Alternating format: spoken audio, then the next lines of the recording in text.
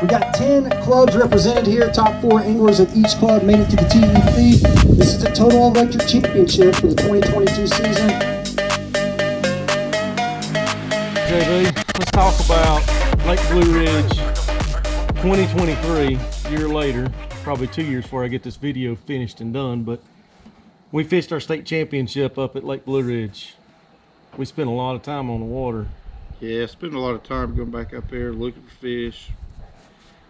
I've not been real good, ain't never really been successful on that lake until leading up to that event. I spent a couple 8 or 9 days up there fishing, and then the last day finally put something together, held out. If I remember right though, the first memory I ever had fishing with you, I mean, we might have went to Lithium before and stuff, but my very first memory fishing with you, we went to Blue Ridge. We went to Lake Blue Ridge. You had that old bass tracker with a 40, or was it a 20 horse? Do we take that bass tracker? Yeah. It had a gas motor on it. I thought we were in that Brown Ranger. Nope. That wasn't you Nope. with me? It was a bass tracker style boat you had with a little gas motor, and we went up the river. Caught some smallmouth. Caught smallmouth that day. And it was kind of warm, if I remember right, late fall, something. So I even got a picture somewhere. I might be able to find it and post it if I can try to find it. But we started fishing like what, December up there for this TEC then 2023. Yeah, it was right after. And you kept telling me you had them, had them hemmed. Once I found them, for 4 weekends, I went up there and was catching 18 to 20 pounds. Caught them good that day, too. I was surprised that we caught a smallmouth that day, too, because I hadn't seen one come out of their years since the lake went down. I think they'd done some repair on the dam, the lake went down, and smallmouth just never came back.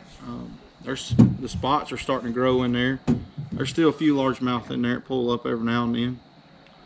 I ain't gonna say where, but they'll pull up when it's time. We actually, one of those days pre-fishing, you was out there, I took this boat, and we separated. You went your way, got on them, and I kind of ran that pattern trying to figure out for largemouth, seeing if it was time for them to kind of pull up yet. I just couldn't get on them up there.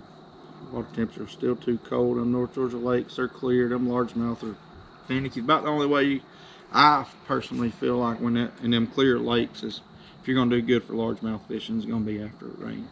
In which we had a lot of rain coming up to that event, like a couple of weeks before. And then it just shut off. A lot of the guys that went up there pre-fishing, Caught some largemouth. they went up river, and come tournament time, it was actually kind of drizzly. It was right before the front come through, but it hadn't really rained much. And then all of a sudden we get up there, the rain was after it, and those guys that went up river, they just didn't take it. And that was a gamble that me and you talked about going up to it, is where do we go? Do we try to make that run with the entire crowd and gamble it, or do we just play it safe and catch those spots that was out there? And it was absolutely brutal in the beginning. Like, we pulled up and it was, the fish you had found was out deeper. Yeah, they had moved water. I think the water came up about 2 or 3 foot too. It did. And yeah, it put the fish in a different area. Same area, just different places. And once we found them, it was lights out. We thought, I thought typically on Blue Ridge that time of year, 15 pounds. Usually you're in the money. So with us sitting right there close with, what was it, 16 or 17 pounds, I thought we had done good.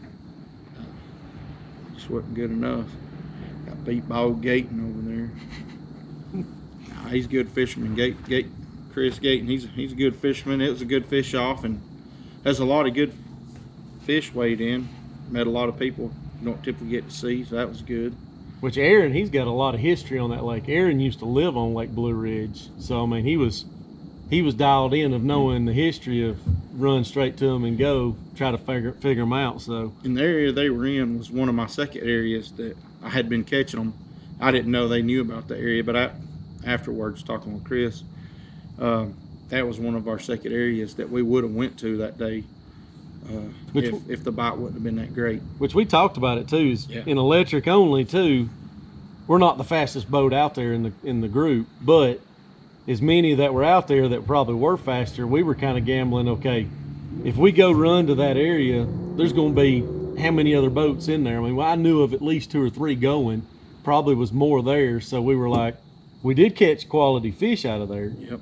but we just said, play it safe, go to that numbers. And it took us till what, probably at 9:30 before we even caught our first bite. But when it got on, we found them. It was on. I think we caught, I've got it written down on it and I can't remember it, but I think it was close to 30 something fish we caught that day. In previous weekends, when I did find them, I probably sat on them and hammered them too hard, got excited. But that in a couple areas, I was getting myself in the boat 20 to 25 fish a day, in between 2.5 pound and 4 pound fish. Just couldn't get a big one. Like I said, it was a little early for it, but if the conditions would have been a little different, rain would have came in a little earlier, somebody that went upriver probably would have had a lot better chance than what we had out there. Looking around for them, find them in ditches. We just find them in ditches is what we were doing.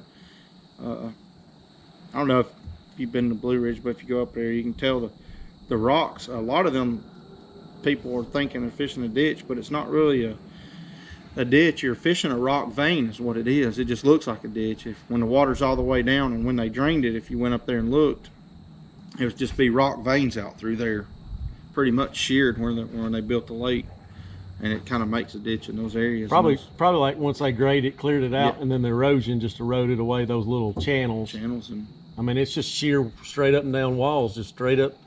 I mean, it's a true ditch. Like all these other people talk about ditches, these are like true ditches. Yeah, and a lot of them people get up there that time of year overlook them spots because, I mean, I know that life scope's great and everything, but a lot of people's new to it, especially in the John boat side. A lot of guys at that time were newer to it, and I just think they didn't really pick up on what to look for, because a lot of times you wouldn't see a fish. There's certain baits that I throw that I'll search for fish and to see if there's any there to bring them up off the bottom to fish for them. You can't just depend on live scope to find every fish that you're going to throw at. Does it work sometimes? Yeah, but does it work all the time? No. You still got to fish for the fish. And if I would have not been fishing for fish and just strictly watching live scope, I wouldn't have found those fish. Yep. Because the way I found them was, like I said, throwing a search bait.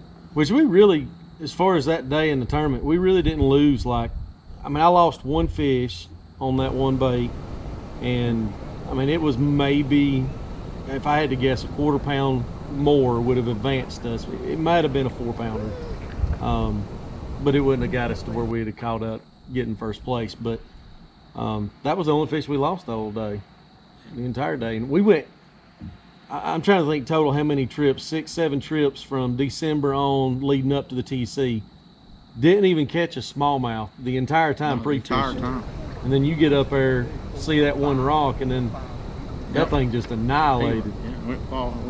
That was one of the times I saw the fish come off the bottom and eat. But and not to mention I almost broke the. I was up close to getting close to the record perch up there. Caught too. Oh, that's right. I'll show a picture on that one. I caught a big perch up there, real nice. I remember you brought it home. I thought it was, weighed it. I mean, it was, if I remember right, it was like a quarter of a pound from being the lake record. Yeah. I mean, it was close. It was close. It was good. Did it eat good? Yeah. Tasted pretty good. Before I lose full daylight. Took that thing to Lake Crisco, dropped it off. Me and JV both would like to thank our sponsors, Georgia 811, Power Pole, Lithium Pros. We would have not been as successful as we was during the 2023 Georgia Bass Tech at Lake Blue Ridge. So we appreciate our wonderful sponsors and partnerships that we have with them.